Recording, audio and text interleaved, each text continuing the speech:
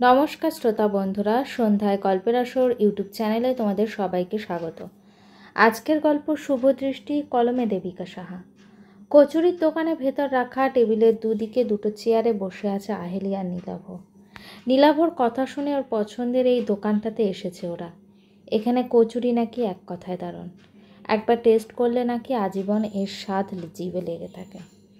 তাই নিজের জন্মদিনের দিন আহেলিকে এই দোকানের কচুরি একবার খাওয়াতে চায় নীলাভ। দোকানে ঢোকার আগেই দোকানদারকে 2 প্লেট কচুরি দেওয়ার কথা বলে এসেছে ওরা। যেহেতু এই দোকানটাতে প্রচুর বিক্রি হয়, তাই এখন আপাতত কচুরির জন্য অপেক্ষা করা ছাড়া আর কিছু করার নেই। একটু দেরি হবে দিতে। তারপর জন্মদিনের স্পেশাল কিছু প্ল্যান আছে নাকি? আহেলির প্রশ্নটার উত্তরে নীলাভ একটু হাসলো ওর দিকে তাকিয়ে। এই যে তোমার সঙ্গে সকালটা কাটাচ্ছি, এটাই ধরে নাও স্পেশাল। এই ছেলেটা যে মাঝে মাঝে কী বলে ওঠে বুঝতে পারে না আহেলি। আচ্ছা, নীলাভ কি আমাকে ওর জীবনে একজন স্পেশাল মানুষ মনে করে? নিজের মনে আসা প্রশ্নটাকে এক ধমকে নিজেই চুপ করিয়ে দিল। এসব অবান্তর ভাবনা ভেবে নিজেকে আর দুর্বল করবে না। ওদের এই সুন্দর মিষ্টি বন্ধুত্বের সম্পর্কটাকে কিছুতেই নষ্ট হতে দেবে না, সেটা যে কোনো মূল্যেই হোক না কেন। তুমি এরকম মাঝে মাঝে কোনো ভাবনার জগতে ডুবে যাও বলো তো? না না, কিছু না, সব বাদ দাও। স্পেশাল প্ল্যানটা বললে না যে? এই তো ধরে নাও এটাই স্পেশাল, বললামই তো তোমায়। ধর, এটা না, এটা ছাড়া অন্য কিছু। মানে আমি বলতে চাইছি, তোমার বন্ধুরা নিশ্চয়ই আজকে কোনো স্পেশাল প্ল্যান করে রাখবে তোমার জন্য। হ্যাঁ, তা করতেই পারে। আমার অফিসে এরকম পাগলামি ইন জেনারেল করেই থাকে। আরে আর বলো না গো, আগের বছর জন্মদিনে ওরা আমাকে বিকালবেলায় নন্দন নিয়ে গেছিলো মুভি দেখতে।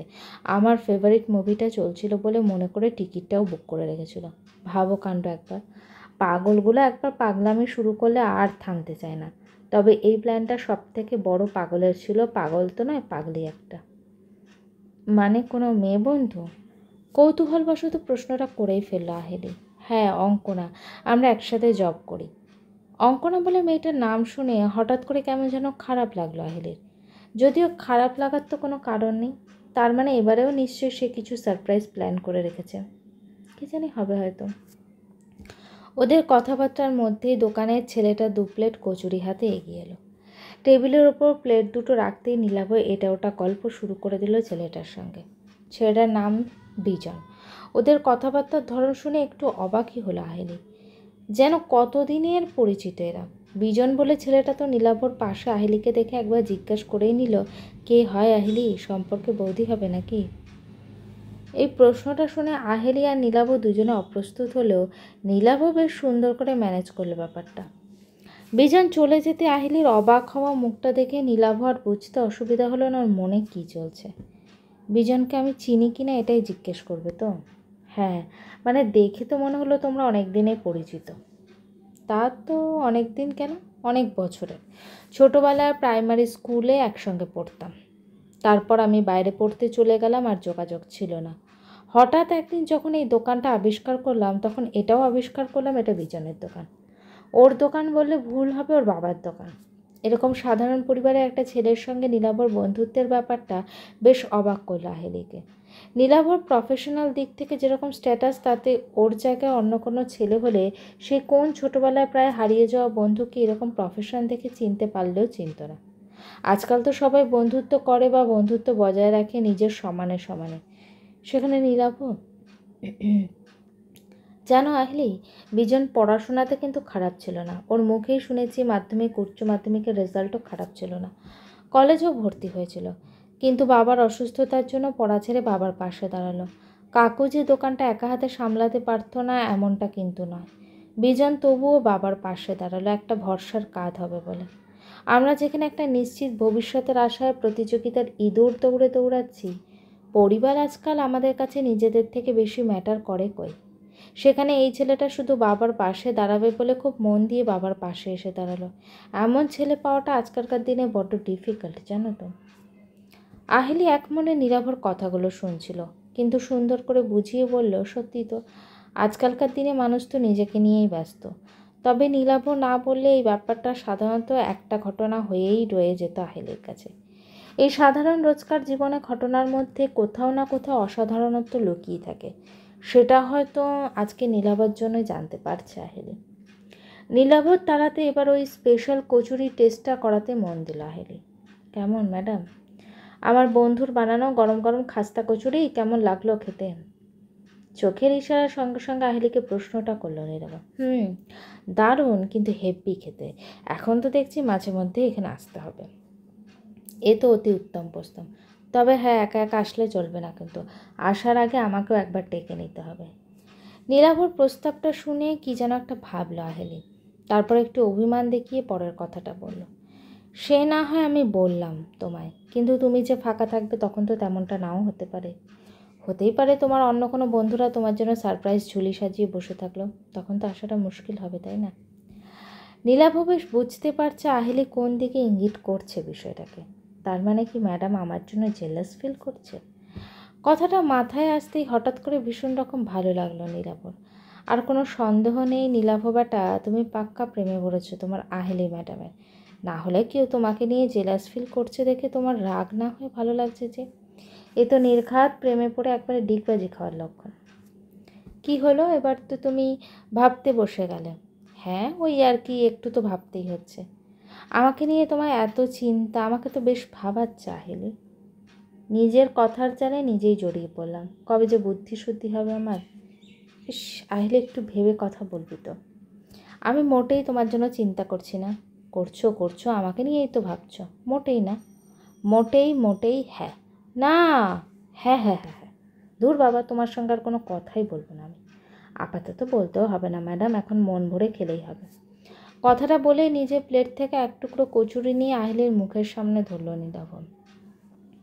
সন্ধ্যের দিকে বাড়ি ফিরে আজকে দৃষ্টিতে নিচে রান্নাঘরে দেখতে পায়নি শুভ।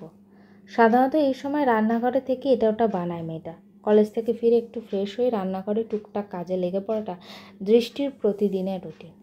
আজ আবার কি হলো, রুটিনের ব্যাঘাত পড়ল যে? কি জানি, হয়তো ঘরে আছে কথাটা মনে হতেই তাড়াতাড়ি ঘরের দিকে এগিয়ে গেল শুভম। না, ঘরেও নেই। তাহলে কি এখনো ফেরেনি? আমিও তেমন এত না ভেবে একটা ফোন করলেই হয়। কথাটা ভেবে ফোনটা পকেট থেকে বের করতে যাবে এমন সময় দৃষ্টি এসে পৌঁছলো। বলা ভালো, বেশ হাঁপাতে হাঁপাতে এসে পৌঁছলো। দেখেছো, তুমি চলে এসেছো আর আমারই আজ ফিরতে দেরি হলো। আসলে একটা কাস্টমাইজড শাড়ির অর্ডার ছিল। অ্যাড্রেসটা একটু ভেতরের দিকে, কলেজ থেকে ওখানে যেতে যেতে অনেকটা দেরি হয়ে গেল, তারপর আবার এতটা ঘুরপথে আসা। কথাগুলো বলতেই কাঁধের ব্যাগটা বিছানার ওপর রেখে টেবিলের উপর রাখা জলের বোতলটা নিয়ে ঢক ঢক করে জল খেয়ে নিল। মেয়েটার চোখ মুখ দেখে স্পষ্ট বোঝা যাচ্ছে খুব ক্লান্ত। শোনো না, তুমি একটু বসো, আমি ফ্রেশ হয়ে তোমার জন্য কফি নিয়ে আসছি। কথাটা বলতে বলতে আলমারি থেকে নিজের একটা শাড়ি বের করলো দৃষ্টি। না ম্যাডাম, তুমি আস্তে সুস্তে ফ্রেশ হও, আমি দেখছি কি করা যায়। শুভর এরকম একটা প্রস্তাবে দৃষ্টি একটু অবাক হয়ে ওর উদ্দেশ্যে পরের প্রশ্নটা করলো, তুমি আবার কি করবে? দেখি কি করা যায়, তবে দাঁড়াও একটু, আমি আগে হাত মুখটা ধুয়ে নিই। শুভ যে কী বলতে চাইলো কিছুই বুঝলো না দৃষ্টি। এই ছেলেটা যদি ভাবে বলবে না, তবে হাজার চেষ্টা করেও ওকে বলানোর সাধ্য কারণ নেই। তাই দৃষ্টির আপাতত ওই চেষ্টা করলো না। এমনিতেই মাথাটা আজকে বড্ড ধরেছে। ফোনটাকে চার্জে বসিয়ে ঘরের কোনায় থাকা সোফাটার উপর বসলো। মাথাটা হেলান দিয়ে চোখটা বন্ধ করে নিল। শুভ বেরোলে আজকে ভালো করে মাথায় জল দিয়ে স্নান করতে হবে, নয়তো মনে হয় এই মাথা ধরা আর ছাড়বে না। রান্নাঘরে আসার অভিজ্ঞতা জীবনে খুবই কম ঘটেছে। হোস্টেলে থাকা অ্যাডভান্টেজ হিসেবে টুকটাক কফি, ম্যাগি এগুলো বানাতে জানে শুভ। আজকে সন্ধ্যার কফিটা ঠিক করেছে ও বানাবে। প্রতিদিন তো দৃষ্টিই ওর জন্য বানায়। একদিন না হলে ও বানালো দৃষ্টির জন্য। দৃষ্টির মতো অত সুন্দর না হলেও খুব একটা খারাপ হবে না, এইটুকু বিশ্বাস শুভর আছে।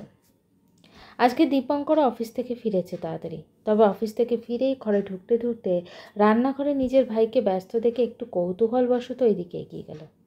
ডক্টর শুভঙ্কর দে রান্নাঘরে? বাহ, আজকে সূর্য কোন দিকে উঠেছে শুনি।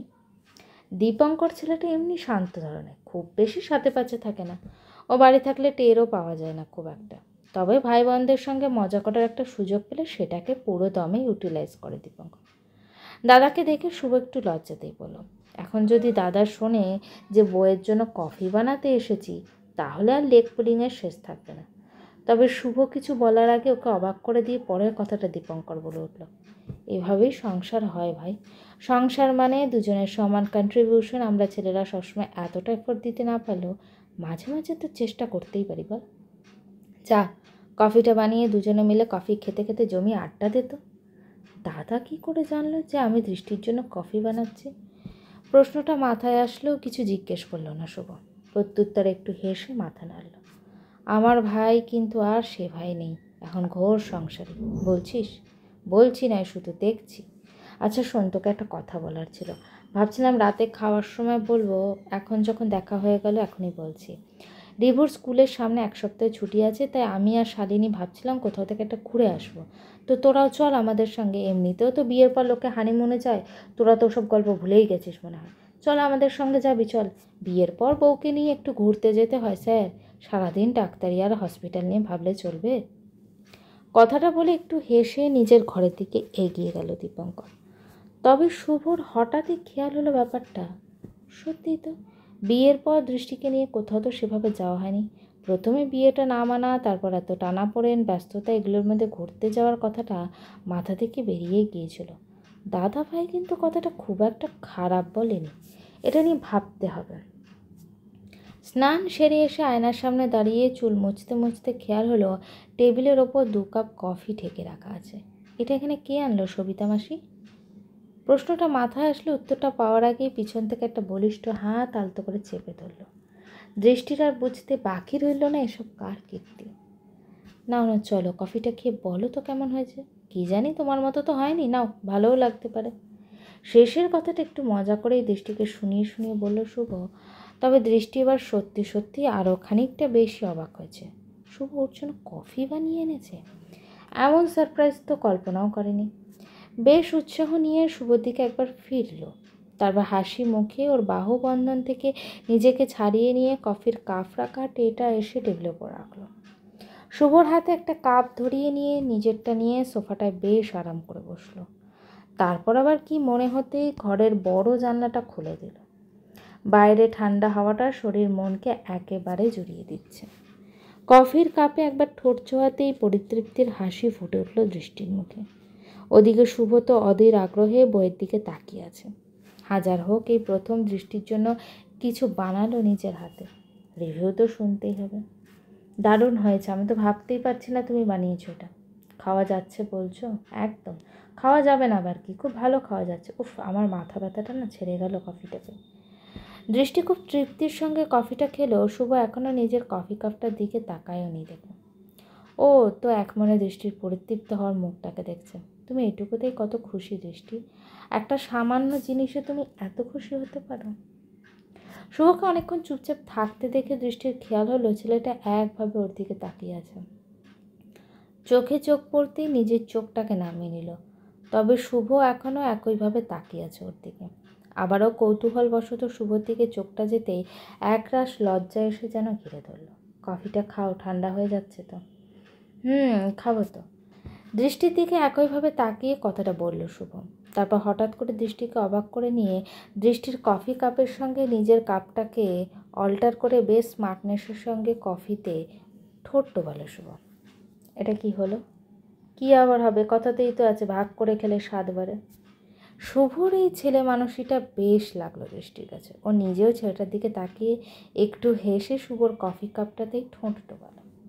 কফি কাপে একটা ঠোঁট ছোঁয়ানো দিন, চুপি চুপি কেঁদে রোদ পোহানো দিন, ভালো হয় যদি সঙ্গে আনো দিন যে কোনো রাতে, জানি দেখা হবে ঠোঁটের ভিতরে ঘুমের আদরে। গল্পটি কেমন লাগলো অবশ্যই আমাকে কমেন্টস করে জানিও। আর আমার চ্যানেলের গল্পগুলো যদি তোমাদের ভালো লেগে থাকে চ্যানেলটিকে সাবস্ক্রাইব করে পাশে থেকো। গল্পের পরবর্তী অংশ খুব শীঘ্রই আসছে।